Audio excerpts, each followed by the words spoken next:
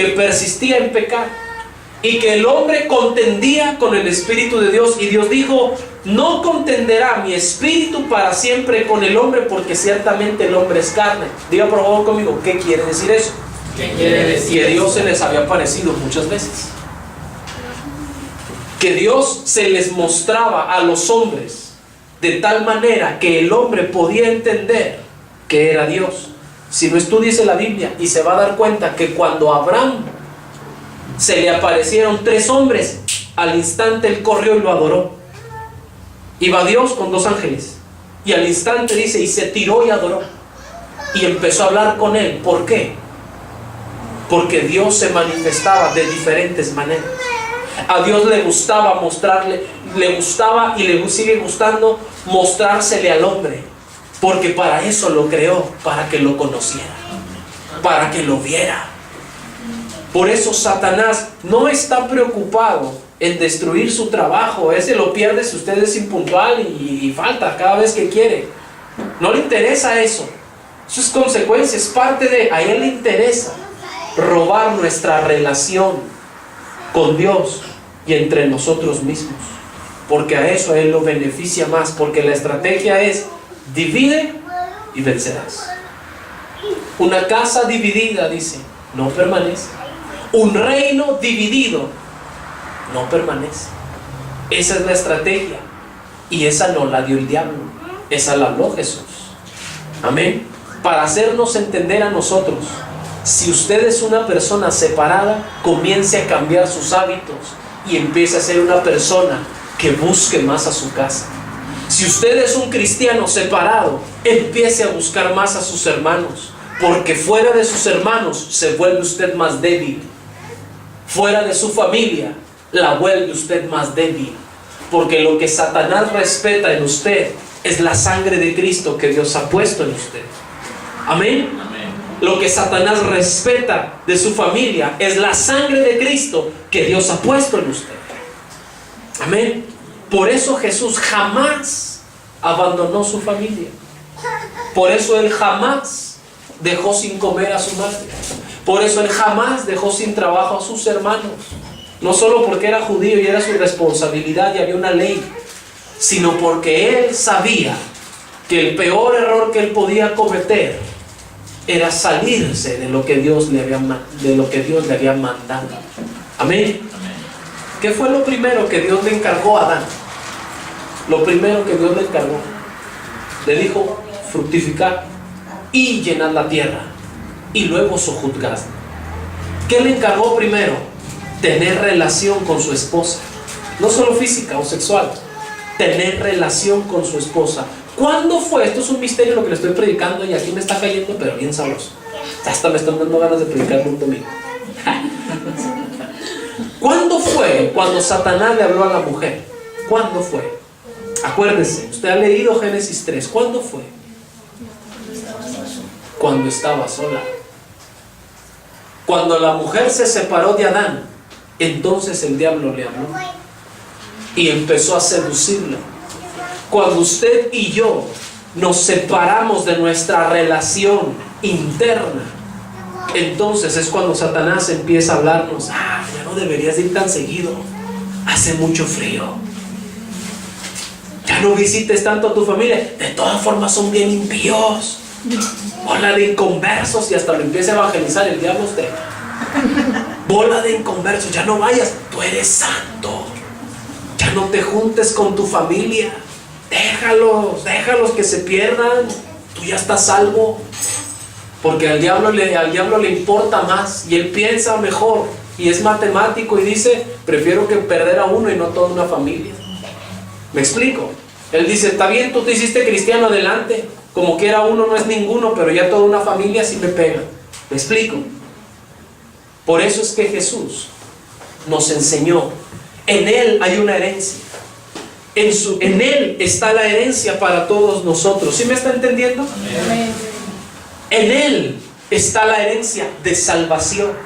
Y esa herencia de salvación viene a dárnosla a nosotros cuando nosotros nos hemos convertido a Él.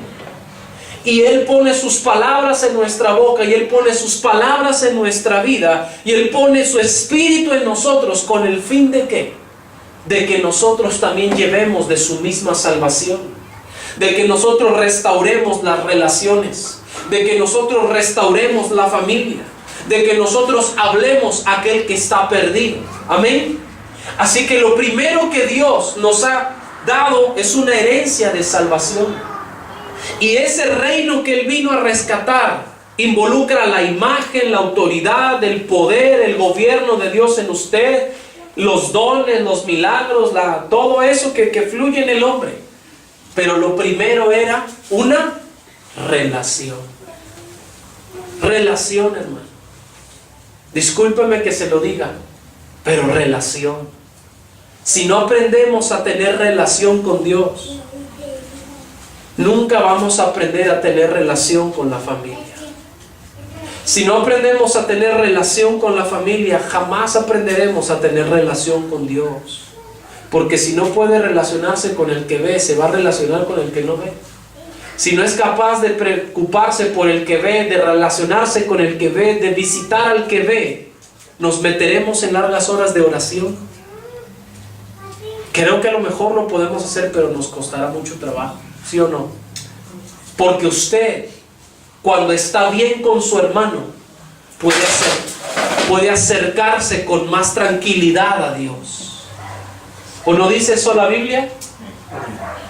¿Dónde lo dice? Dice, si trayendo tu ofrenda al altar, diga por favor conmigo, la relación con Dios. La relación con Dios. Pero dice, y ahí te acuerdas de que tu hermano tiene algo contra ti, deja tu ofrenda, cumple con tu relación con Dios.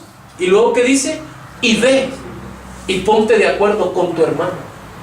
Relación, diga por favor conmigo, vertical y relación horizontal. Amén. Por eso es que el mejor trampolín para poder predicar aquí es una buena relación con su familia. Cuando yo he tenido problemas con Connie, son los días en los que he batallado más para predicar. Porque cuando hay un problema con Connie, yo me siento estorbado en mi corazón y me siento estorbado en mi oración.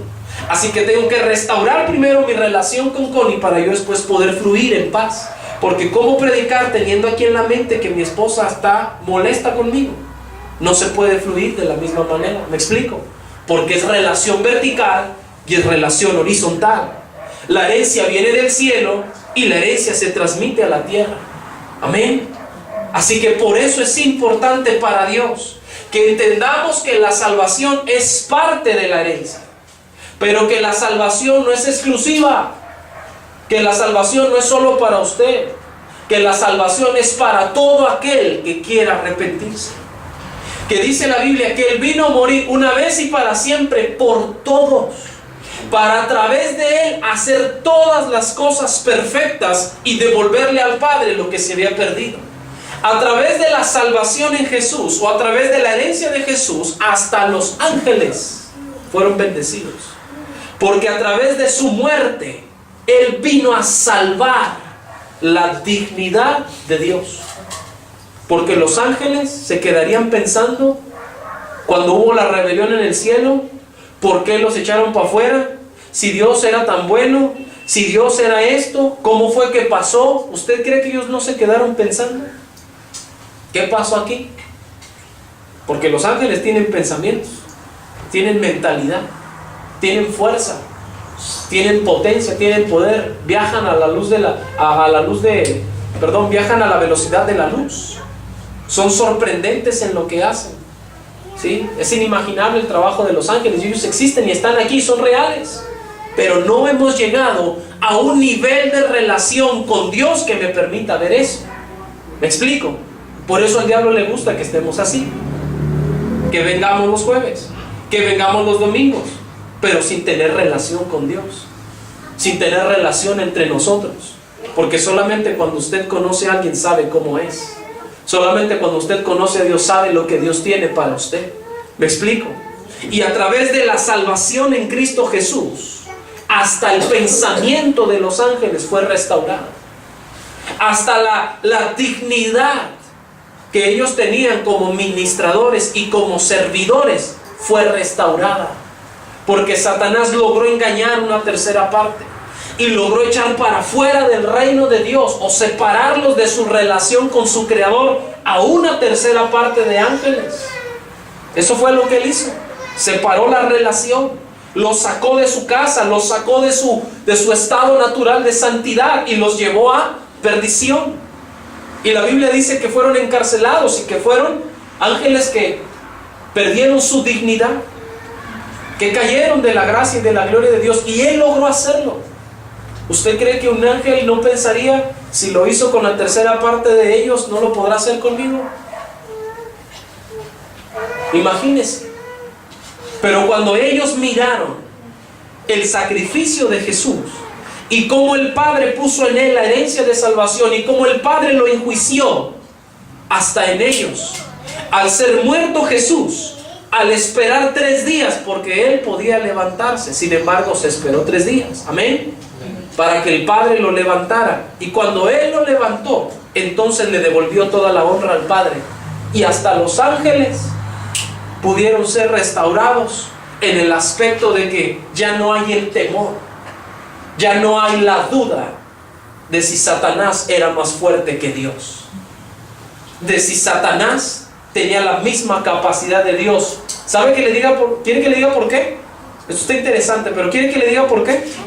Porque Jesús no peleó en calidad de Dios ni de ángel, peleó en calidad de hombre, y como hombre Satanás era un espíritu más fuerte y él estaba en calidad de hombre, pero como hombre se forjó en un crisol, se forjó en la oración, se forjó en el ayuno, se forjó en la obediencia y desarrolló su espíritu superior al de Satanás y lo venció en la carne como hombre.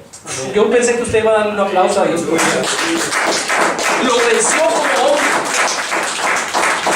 en su carne y le demostró que como hombre podía vencer lo espiritual y lo natural. Y hasta los ángeles, yo me imagino que ellos dijeron, wow, o sea, yo me imagino a un arcángel Miguel diciendo, Jesús es superior a todos nosotros. Jesús tiene una impresionante capacidad superior a nosotros como hombre. Sabemos que como Dios, Él es nuestro creador, pero como hombre nos superó a nosotros en fuerza, en estatura, en santidad, en pureza, en perfección. Nos superó, porque un ángel es perfecto, está creado a la perfección, dice la Biblia, tú eras el sello de la perfección. Un ángel es perfecto, usted y yo estamos chuecos y medio trulatos, pero él es perfecto, son hermosos. Sí, la Biblia, bueno, no habla tan hermoso, pero dice que el sello de la perfección estaba en Luzbel, y si él era el sello de la perfección, no creo que estuviera feo. ¿Me explico? Ellos están perfectos, sin embargo ellos miraron a través de Jesús. Jesús, eres más perfecto que nosotros como hombre. Como Dios sabemos lo que eres, pero como hombre. ¿Sí está entendiendo lo que estoy predicando? Como hombre. Así que la Biblia dice, por tanto se le dio un nombre sobre todo nombre. Y le dice, hecho menor a los ángeles quizás, pero superó a los ángeles, superó a los hombres, superó a todo espíritu. Amén. Así que la herencia de salvación que está en Jesús vino a salvar el reino, vino a restaurar el reino de Dios, vino a salvar la relación del hombre con Dios y del hombre con su casa, y vino a salvar a perpetuidad todas las cosas que Dios había puesto para nosotros. Amén. La salvación involucra muchísimas cosas, pero lo principal es que al Jesús morir y entregar su vida, entonces pagó el precio al Padre que el Padre había puesto por causa del pecado, y el Padre puso la cuota y dijo, para que el pecado sea pagado a mí, para que yo perdone el pecado, tiene que haber muerte. Así que a través del sacrificio de Jesús, Él le pagó el precio al Padre, y entonces el Padre pudo volver a tener relación con el hombre. A tal grado, o diga por favor conmigo, ¿a qué grado? ¿A qué grado? Pero dígalo como que no tiene frío. ¿A qué grado? ¿A qué grado? Al grado de que ya no son más necesarios sacrificios de toros, de bueyes, de ovejas, de palominos, de flor, de harina, de tortas. Al grado que eso, hasta ahí llegó. Fue suficiente lo que se hizo antes y no tenemos necesidad de volverlo a hacer. Porque el sacrificio de Jesús vino a traer tanta salvación en la relación del hombre con Dios, que solo es necesario orar para entrar a la presencia de Dios. Amén. Solo es necesario orar. Solo es necesario ir. Solo es necesario cantar y usted automáticamente entra a la presencia de Dios. Solamente es necesario rendirse ante algo que es invisible y creerlo, y automáticamente usted está en el reino de Dios. Automáticamente usted entra a la dimensión del Espíritu Santo y empieza a tener comunión con Él. Es como cuando usted lo invitan a comer y le dicen: a las 2 de la tarde está el caldo de res, sopa de arroz con un toque de elotes, tortillas de maíz, sin acento, de la tortillería, pero no de esas que se venden piratas. ¿Cómo se llama eso? No digamos marcas, porque luego se va a enojar el de Gruma, el dueño de Banorte. Es uno de los más pudientes, no me va a echar los perros. Sí, cero maseca, cero sintético, no, maíz de ese del natural, de ese que nace de la tierra. Amén.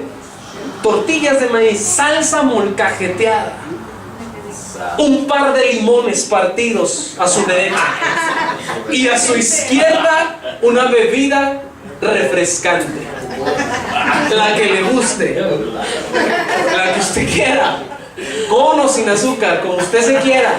Si quiere ir rápido, tome mucha azúcar. Si se quiere ir lento, no tome azúcar tanta, ¿sí? No coma tanta sal tampoco, ¿sí? Cuídese, quiérase un poco, ¿sí? Pero ahí está ya, servida la mesa. Lo único que usted necesita es llegar. Al que lo invitó no le interesa cómo llegue, si a pie, en bici, en burro, en carro, en camión, en taxi. Ya lo invitó. Usted es el que tiene que llegar. No importa cómo llegue, el chiste es que llegue para que pueda comer. ¿A qué venía esto? Ahí está, ya volvió. Ahí está el alimento. Ahí está la comunión. Ahí está una promesa para que usted le entre. Amén. Pero usted es el que tiene que llegar. Ni le van a llevar el plato a la casa, ni le van a llevar la sopa a la casa, porque en el trayecto se enfría, se tira o se lo pueden dar a alguien más necesitado que usted. Usted es el que tiene que llegar. ¿Y qué necesita hacer? Ir. Solamente necesita ir. A lo mejor caminará, pagará un taxi, un camión, un burro, un carrito de mulas, no sé, una bici, un ride, no sé. Su único precio, su único sacrificio es ir. Así, de ese grado es la relación con Dios. A ese grado llegó la salvación de Jesús, al punto de decirnos: toda la mesa está servida para ti. Ahora puedes venir. Ya no tienes que, mire, la gente que no tenía mucho dinero podía comprar o 2 palomas y entregarlas como sacrificio. El que todavía estaba un poquito más amolado podía comprar flor de harina y ofrecer su ofrenda en flor de harina.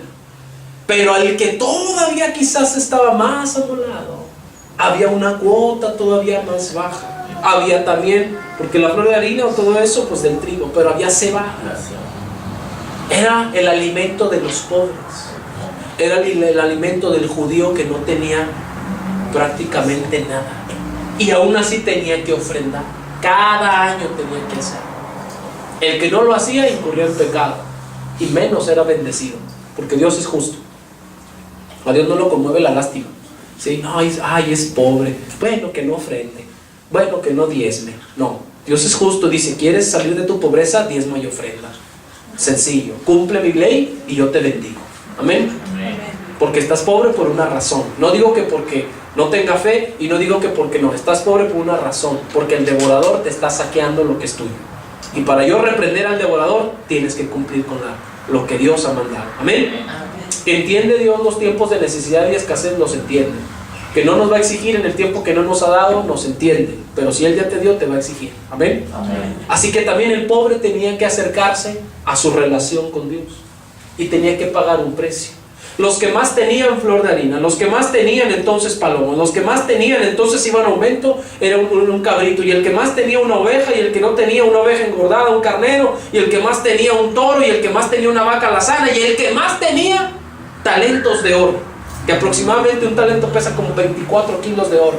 Y el que más tenía, pues una cuota más alta. Amén. Y así iba, pero todos tenían que pagar algo para traerlo al sacerdote. Y mire, él no entraba a ofrecer su propia ofrenda. El hombre solamente la traía, la presentaba, el sacerdote lo bendecía y él se tenía que ir con eso. Pero ahí le va.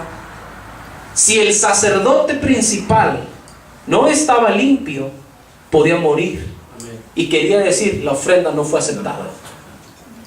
La ofrenda fue rechazada porque no hay pureza en lo que se está haciendo. Y Dios podía aceptar para perdonar el pecado un año, o podía rechazarlo y seguir culpando al pueblo. Dios podía hacerlo. Imagínese cómo se tenía que cuidar ese hombre para que no morir en la presencia de Dios. Imagínense, yo no me imagino a un sacerdote de ese tiempo entrar acá todo bien vestido, porque estaban vestidos de una gala impresionante. Todo lo que se tenía que poner el hombre para poder entrar. Y entrar así como si nada. Ok, ya toca la ofrenda anual, diciembre, perfecto. Vamos a entrar. Y así como que, ¿qué onda, Elías? Chócala. ¿Qué onda, Eleazar? Chócala. Aarón, Dios te bendiga, nos vemos. O Aarón, a lo mejor, Moisés, Dios te bendiga, deja entro. Y como si nada entrar. El hombre entraba con un temor por su vida porque no sabía si iba a salir. Mire qué punto entraba con el temor, que le amarraban una soga al pie, al talón. Y él era una soga, y en la parte final de su atuendo iban unas campanitas, unos cascabeles, unas campanas. Si el hombre dejaba de sonar, y esa soga iba atada a su pie, y él entraba hasta el lugar de la presencia de Dios, y la soga salía hasta el lugar de fuera del lugar santo. Y si el hombre había pecado, y si ese sumo sacerdote estaba mal con la presencia de Dios, Dios lo mataba en ese entonces, y dejaban de sonar las campanitas. ¿Y sabe qué le hacían? Y ponían a otro. Así era la relación antes con Dios por causa del pecado con el hombre. Dios bajaba, aceptaba una ofrenda porque subía el olor a su presencia y decía, la acepto, y le daba vida al hombre. Y cuando el sacerdote salía, todo el pueblo estaba, a ver si anda bien, porque si no ya valimos. Sí, y estaban todos, me imagino, que Santa María, esa no se conocía ya. Pero estaban todos, porque a veces uno se le sale todavía. Estaban acá, estaban orando a todo lo que daba. Imagínense el sacrificio, esperarlo un año para